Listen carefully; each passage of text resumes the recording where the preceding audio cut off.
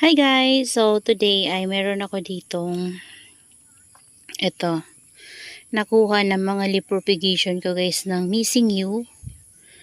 Ayan. Dalawa siya guys. Doon ko siya nakuha sa Super Balm ko. So last time kasi nung nagtanggal ako ng mga leaves ng ating Missing You La Bamba.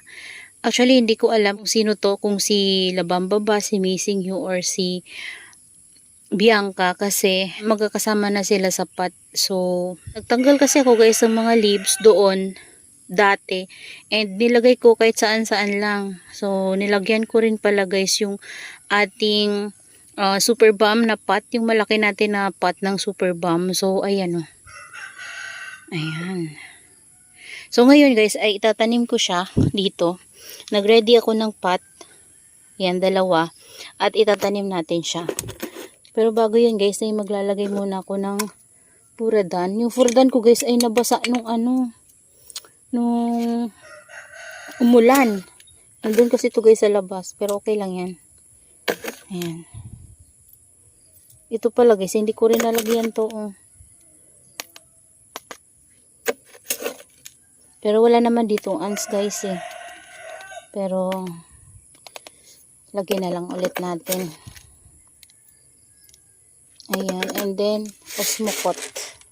Ayan, osmocot. Wala na akong osmocot, konti na lang.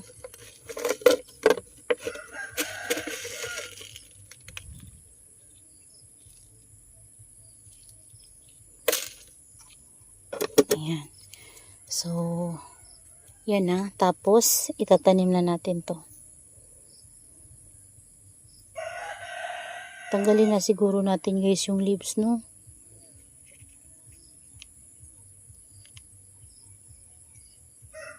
Matigas siya eh. So, hayaan ko na lang nga guys. Ayan. Ang tataba nila guys. Nandun kasi to sa ilalim ng ating Super Balm. Pero yan no, makulay pa rin. Siguro na arawan din yan siya doon. Ayan. Yung ginamit ko sa kanila ay garden soil and then fresh na rice hull. Ayan guys. Diba? So kailangan ko talaga ng mga ganitong pot na maliliit para sa ating mga propagation. Kagaya niyan, mga lipropa guys, kailangan talaga nating i-separate. Yan, yung mga cuttings. Minsan, kailangan nating itanim. So kailangan ko ng ganito. Yan guys, na itanim na natin sila. And ito din pala guys, yung lipropa ko ng, actually hindi ko alam yung pangalan ng ano na to, ng succulents na to, kasi freebie lang to sa akin before nung nakabili ako ng mga lovely rose dati guys na nalusaw. Ayan, yung mga mashi-mashi talaga guys. Ito, freebie niya to sa akin. Tapos yung ano niya guys, yung leaves niya kinuha ko kasi nag-rot yung ganito niya, yung mother. Tapos kinuha ko yung mga leaves niya and pinropagate ko guys. Ito na siya ngayon guys. So ayan, pati to sa kanya to, yung ilang leaves niya yung nabuhay. Nabuhay lahat ng leaves niya. Meron pa ako yan isa, natanggal na yung ano guys, yung leaves na ganito. Pero ito buhay pa rin oh. Yan, pakita ko sa inyo guys, nandito.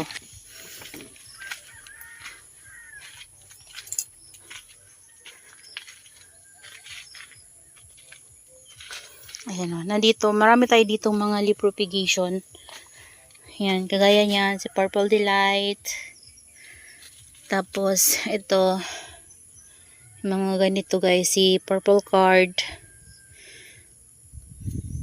Tanggalan natin ang damo. Ayan, ito na yung mga babies ng ating, sino ba yun? Si Dark Moon and then si Tricolor. Ayan, ito, leaf propagation ko ng Manduce. Diyan ko nilagay. Ito si Purple Card din to guys. Ayan o. Ay, naluluso yung iba. Laging basa guys. Ayan, ito si Ito, mga nakuha ko lang to guys. Mga dito na propagation ko, mga lipropa, halo-halo na. Si Ellen ata yan eh. Tapos ito si Purple Delight. Ayan. Ayan, mga pinatong ko lang yan dyan guys na Purple Delight. Ang sa ibabaw niya ay puro fresh na rizal. Yung sa ilalim meron siyang garden soil. Pero dito fresh na rizal lang talaga guys yung sa ibabaw niya. Ayan o, buhay na buhay. Ito yun siya guys. Ito. Yan siya. Tapos yung pinaka-mother niya, yung pinaka-top na save ko, nandun sa prosperity pot ko guys. Okay naman siya. Mayroong mga nasisira sa ating mga lipropa. Dahil sa sobrang kakaulan guys. Ayan, nababasa kasi sila dito. Ayan sila guys. Tapos dito naman guys yung ating RZ. Ayan. Etillated na siya guys. So ala na, sagi na pala yung mga leaves niya. Ito na lang guys yung natitira sa mga RZ ko kasi nasira siya nung ulan. Tapos inuod. Ito pala guys. Mga babies na lang din to guys na nilipat ko dito. Yung dito nga namatay oh. Ayan oh. Nilagay ko na ulit sa ulanan. Kasi